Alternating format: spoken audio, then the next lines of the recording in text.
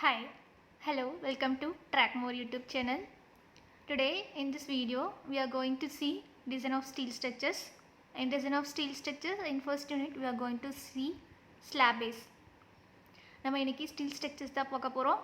அதுல slab base னா என்னன்னு பார்க்க போறோம். அதோட டிசைன் தான் slab base ஓட டிசைன் தான் பார்க்க போறோம். As we all know what is meant by slab base, where it comes and where you utilize the slab base. In column base, that is if you are constructing a steel structure, that is steel frame structures. நாம ஒரு steel structure building construct பண்றோம் அப்படினா நம்ம வந்து அந்த இடத்துல என்ன கொடுப்போம், beams and columns are in steel structures, that is steel frames. Frames is nothing but beams and columns. Clear? இப்போ நம்ம slab base அப்படினா என்னன்னு பார்க்க போறோம். Column baseல two types பிடிக்கிறாங்க, that is slab base and gusseted base. Slab base அப்படிங்கிறது ஒரு column base வந்து transfer load வந்து column load வந்து டைரக்டாக வந்து காங்கிரீட்டுக்கோ இல்லை வந்து மேஸ்னரி ஃபவுண்டேஷன் பிளாக்ஸுக்கோ ஒரு லோடை வந்து மேஸ்னரி ஃபவுண்டேஷன் பிளாக்ஸ், அந்த foundation blocks that is foundation type வந்து எந்த ஃபவுண்டேஷன் அவனா இருக்கலாம், டிபெண்டிங் அப்பான் தி சாயில் டைப்பை வச்சு நம்ம வந்து ஸ்டீல் ஸ்ட்ரக்சர்ஸ் கன்ஸ்ட்ரக்ட் பண்ணும்போது எந்த மாதிரியான சாயில் டைப் வச்சு எந்த மாதிரி லோடு நம்ம வந்து ஸ்மால் லோட் கொடுக்க போகிறோமா, காலமோட லோடு வந்து கம்மியாக இருக்குமா இல்லை அதிகமாக இருக்குமா, அதை பொறுத்து நம்ம வந்து ஃபவுண்டேஷன் வந்து இது பண்ணிப்போம். அப்போ காலம் பேஸை வந்து டூ டைப்ஸாக பிடிக்கிறாங்க, that is column base is divided into two types, that is slab base and gusseted base. Slab base is nothing but these are used where slab base are used, column carrying small loads. When the column carries small load, that is if you are constructing a steel structures building, that is frame building, there the column load is small, there we apply the slab base. Okay, the column is directly connected to the base plate, then through the clint angles the column is directly connected to the base plate through the clint angles மூலமா காலம் வந்து டைரெக்டாக base plate கூட connect ஆகுதுன்னு சொல்லியிருக்காங்க. எப்படி அப்படின்னா நம்ம ஒரு ஸ்டீல் காலம் கன்ஸ்ட்ரக்ட் பண்ணியிருக்கோம், அது வந்து நெட் போல்ட் வச்சு தான் நம்ம டைட் பண்ணுவோம். ஃபார் எக்ஸாம்பிள் ஸ்டீல் ஸ்ட்ரக்சர்ஸ் தான் நிறைய இடத்துல நிறையா பில்டிங் பார்த்துருப்பீங்க. அதே மாதிரி காலம் ஃபார் எக்ஸாம்பிள் ஒரு நிறையா டே டு டே லைஃப்லையும் நம்ம பார்க்குறோம், ஒரு ஸ்டீல் காலம் கன்ஸ்ட்ரக்ட் பண்ணுவோம், ஒரு நெட்டு வச்சு போல்ட் வச்சு அதை முதிப்பிப்பாங்க. அந்த ரெண்டும் ஜாயிண்டும் வச்சு ஒரு போல்ட்டு உள்ளே போடுறாங்க பார்த்தீங்களா, அதுக்கு பேர் தான் வந்து கிளெண்ட் ஆங்கிள்னு சொல்லுவாங்க. ஒரு இந்த பக்கம் ஒரு பொசிஷன் ஒரு ஆங்கிள் இருக்கும், இந்த பக்கம் ஒரு வெப் ஃப்ளான்ஜ் வந்து ஒரு ஆங்கிள் எல் ஷேப்பில் ஆங்கிள் இருக்கும், கீழே ஒரு வச்சுப்போம், அதை வச்சு போல்ட் வச்சு டைட் பண்ணுவோம். அந்த டைட் பண்ணுறோம் பார்த்தீங்களா, அதுதான் வந்து கிளெண்ட் ஆங்கிள்னு சொல்கிறாங்க. ஓகேவா? நெக்ஸ்ட்டு கஸ்டட் பிளேஸ் அப்படிங்கிறது when column carrying heavy loads, அந்த மாதிரி இடத்துல கஸ்டட் பிளேஸ் யூஸ் பண்ணுவோம். இதுவும் அப்படி தான், column is directly connected to the base plate through கசட்ஸ் மூலிமா வந்து காலம் பேஸ் பிளேட்டை வந்து கனெக்ட் பண்ணியிருக்காங்க.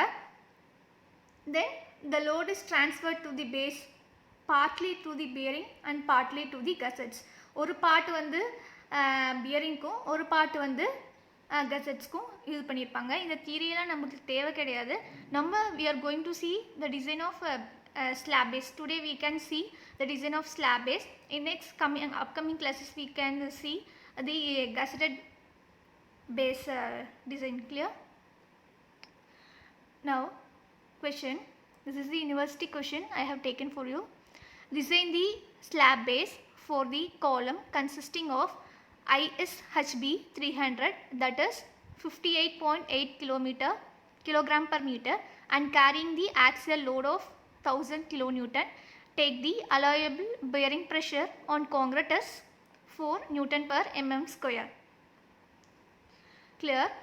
Slab base வந்து நம்மளை டிசைன் பண்ண சொல்லியிருக்காங்க for the column consisting of ISHB. ISHB அப்படின்னா என்ன? ISHB as we all know what is mean by, you have maybe studied in UG also. ISHB அப்படிங்கிறது Indian Standard Heavy Beams, that is nothing but ISHB. Okay, அதோட 300, that is 58.8 kilogram per meter and carrying the axial load, that is what is mean by axial load, that is factor load. Factor load value வந்து 1000 kilonewton. take the allowable bearing pressure. Bearing pressure on concrete. What is meant by allowable bearing pressure? Bearing pressure is nothing but compressive pressure. That is compressive strength value. Compressive strength of concrete.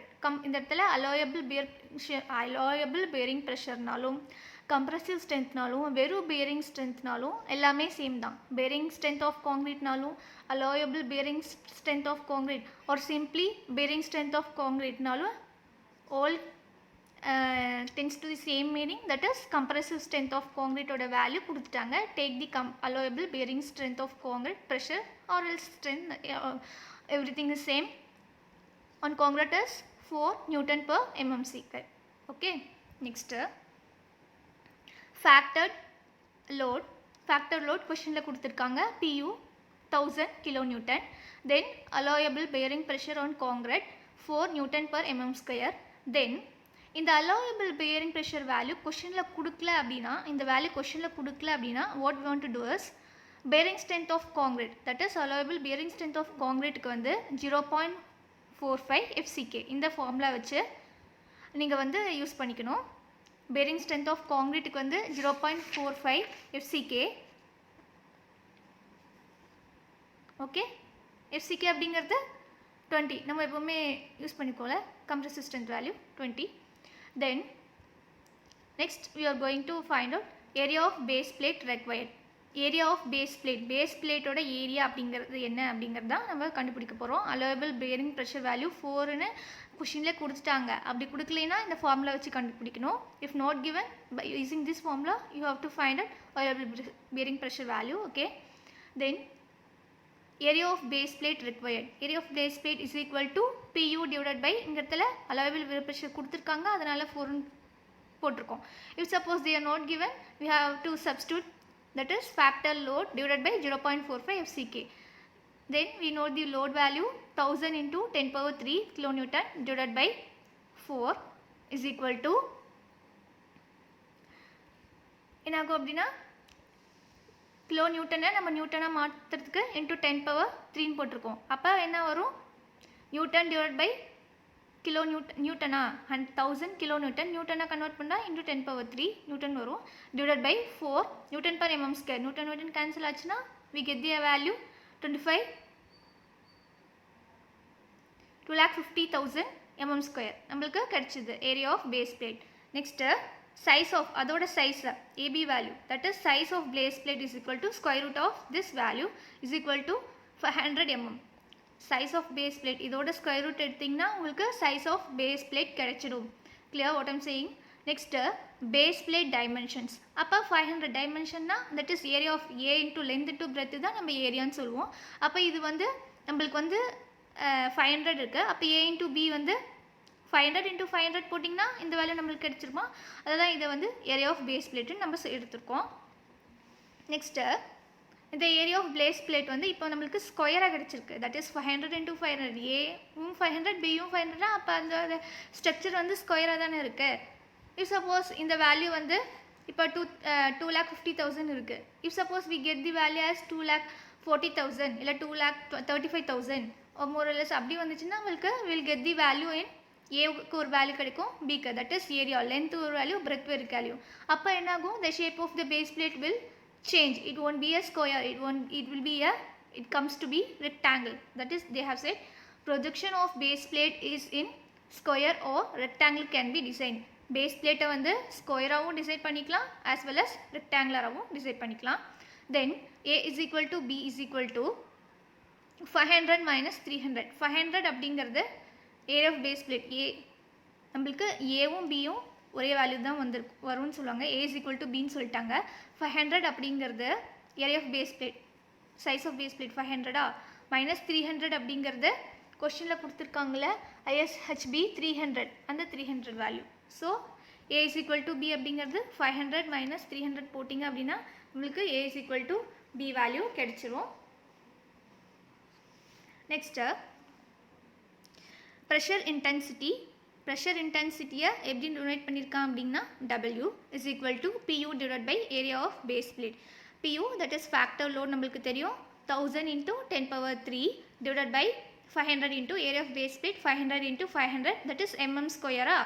அப்போது 1000 kilo Newton நம்ம நியூட்டனாக மாற்றுறதுக்கு into 10⁻³ போட்டிருக்கோம். அப்போ என்ன வரும்? Newton divide by mm ஸ்கொயர்னு வருமா?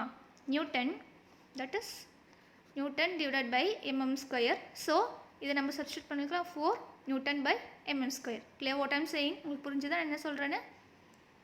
First base plate dimension கொடுத்துருக்கோங்க. நெக்ஸ்ட்டு ப்ரொஜெக்ஷன் வந்து பேஸ் பிளேட்டோட ப்ரொஜெக்ஷன் வந்து ஸ்கொயராகவும் இருக்கலாம், ரெக்டாங்குலராகவும் டிசைட் பண்ணிக்கலாம்னு சொல்லிட்டாங்க. Next A is equal to பின்னு சொல்லிட்டாங்க. 500 அப்படிங்கிறது பேஸ் பிளேட் நம்ம கண்டுபிடிச்சிருக்க வேல்யூ, -300 அப்படிங்கிறது கொஷின் கொடுத்துருக்க value divide by 2. Next pressure intensity எப்படி கண்டுபிடிச்சிருக்கோம்? W is equal to PU divide by area of base பிளேட்டை. PU 1000 × 10⁻³ divide by area of base plate 500 × 500. இது வந்து 1000 கிலோ நியூட்டனை நம்ம நியூட்டனை கன்வெர்ட் பண்ணுறதுக்கு 10⁻³ போட்டிருக்கோம். நியூட்டன் வரும் divide by 500 × 500 mm square that is 4. இதை நம்ம இது டிவைட் பண்ணால் 4 நியூட்டன் per mm ஸ்கொயர்னு வரும். கிளியர்? நெக்ஸ்ட்டு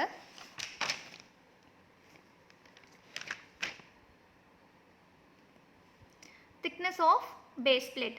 பேஸ் பிளேட்டோட திக்னஸ் தான் நம்ம கண்டுபிடிக்கிறோம். ஏரியா கண்டுபிடிச்சிட்டோம், அதோட திக்னஸ் ஓகே டெப்த் எவ்வளோ இருக்குது, திக்னஸ் வேல்யூ அதோட திக்னஸ் எவ்வளோ இருக்குது அப்படின்னு கண்டுபிடிக்க போகிறோம். அதுக்கு formula TS is equal to square root of 2.5W A square minus 0.3 B square gamma M0 divide by FY. இந்த ஃபார்முலா வந்து எங்கே இருக்குது அப்படின்னா திக்னஸ் ஆஃப் பேஸ் பிளேட் இந்த ஃபார்முலா இருக்குது எங்கே இருக்குது அப்படின்னா IS 800 2007 பேஜ் நம்பர் 47 இருக்குது. நோட் பண்ணிக்கோங்க. You must write this code book you want to mention in exam IS 800 2000 page number 47 in this class. This formula is mentioned, this formula is written அப்படின்னு சொல்லிட்டு நீங்கள் exam எழுதும்போது இந்த code book page போட்டு page நம்பரில் mention பண்ணுங்கள் இந்த formula எங்கே இருக்குது அப்படின்னு சொல்லிட்டு. Is equal to 2.5 × W value நம்ம இதான் தெரியும், pressure intensity 4 × A value B value 100 நம்ம கண்டுபிடிச்சிருக்கோம். A square that is 100 square minus 0.3 into 100 square into அங்கே கோட் புக்கில் கொடுத்துருப்பாங்க காமா M0 வேல்யூ 1.1 அப்படிங்கிறது கோட் புக்கில் இருக்கும், அந்த நம்ம போட்டிருக்கோம். டிவைட் பை FY வேல்யூ 250 இது வந்து கோட் புக்கில் இருக்கும். ஸோ இதெல்லாம் சப்ஸ்டியூட் பண்ணும்போது நம்மளுக்கு திக்னஸ் ஆஃப் பேஸ் பிளேட் ஓட வேல்யூ என்ன கிடச்சிருக்கு? Thickness value 17.54 approximately we have taken as 17 mm. Now we got the dimensions for the base plate. Hence the base plate is 500 × 500 × 17 mm overall dimension. Okay, area வந்து கிடைச்சிருக்கு நம்மளுக்கு 500 × 500. next thickness வந்து that is thickness of base plate வந்து 17 mm, that is overall dimension. Here we got the square base plate. Okay, இதே வந்து நம்ம rectangular, இதை கொஷினில் வந்து வேறு வேலை கொடுத்துருந்தா உங்களுக்கு வந்து ரெக்டாங்குலராகவும் வரும். ஓகே, இந்த டயக்ராம் பாருங்கள். இதுதான் வந்து ஒரு ஸ்டீல் ஸ்ட்ரக்சர் வச்சுக்கலாம். ஒரு ஸ்டீல் ஸ்ட்ரக்சர், இது வந்து காலம், ஸ்டீல் காலம். அது வந்து எங்கே போய் கனெக்ட் ஆகுது அப்படின்னா steel column is directly connected with base plate that is slab base. அதுக்கப்புறம் ஸ்லாப் பேஸ்லேருந்து எங்கே போகுது அப்படின்னா RC foundation, RCC it is reinforced concrete foundation.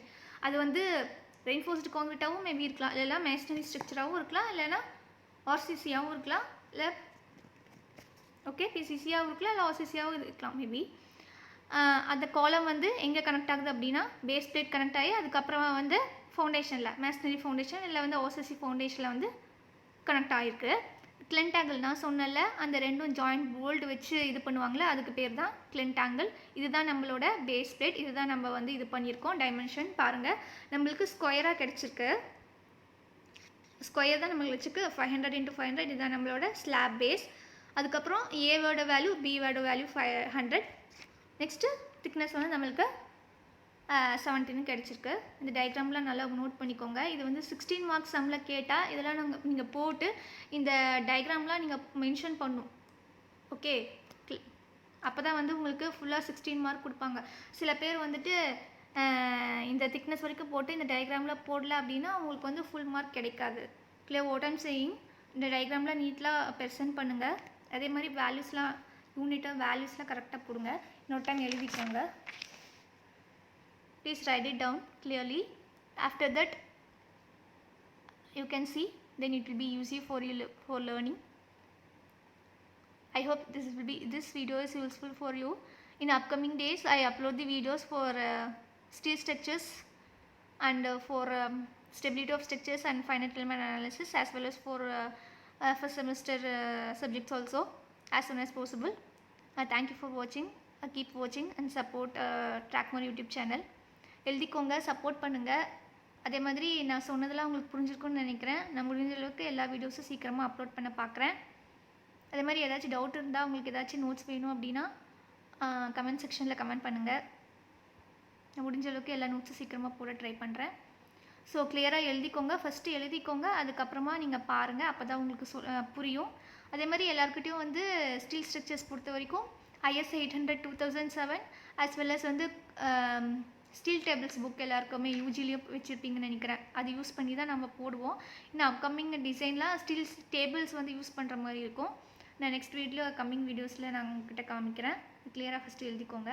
அதே மாதிரி ஏதாச்சும் டவுட் இருந்தால் கமெண்ட் செக்ஷனில் கமெண்ட் பண்ணுங்கள். அதே மாதிரி நான் இதுக்கப்புறம் போடுற வீடியோஸ்லாம் உங்களுக்கு அப் டு டேட்டாக வந்து சேரணும் அப்படின்னா ட்ராக்மோர் யூடியூப் சேனலை லைக் பண்ணுங்கள், ஷேர் பண்ணுங்கள், மறக்காமல் சப்ஸ்கிரைப் பண்ணுங்கள். பக்கத்தில் இருக்க பெல் ஐக்கன், ஆல்னு இருக்க ஐக்கனை ப்ரெஸ் பண்ணுங்கள். அப்போ தான் நான் போடுற வீடியோஸ்லாம் உங்களுக்கு நோட்டிஃபிகேஷனாக அப் டு டேட்டாக யூடியூப்பில் இன்பாக்ஸில் வந்து சேரும். அப்போ தான் நீங்கள் பார்க்க முடியும். ஸோ இருக்க டைமை யூட்டிலைஸ் பண்ணிக்கோங்க. I hope this video is useful. நான் போடுற வீடியோஸ்லாம் உங்களுக்கு யூஸ்ஃபுல்லாக இருக்கும்னு நினைக்கிறேன். ஏதாச்சும் தப்பு இருந்தால் மன்னிச்சுக்கோங்க. முடிஞ்ச அளவுக்கு நான் எல்லாமே கரெக்டாக தான் போட ட்ரை பண்ணுவேன். ஏதாச்சும் எனக்கு தெரியாது ஏதாச்சும் இருந்தால் சாரி, கரெக்டாக பார்த்து எழுதிக்கோங்க.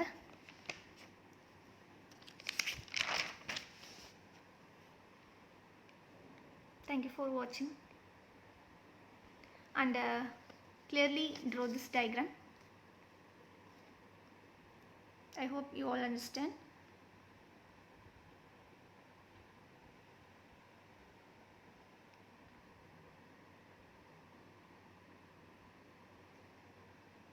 Thank you for watching.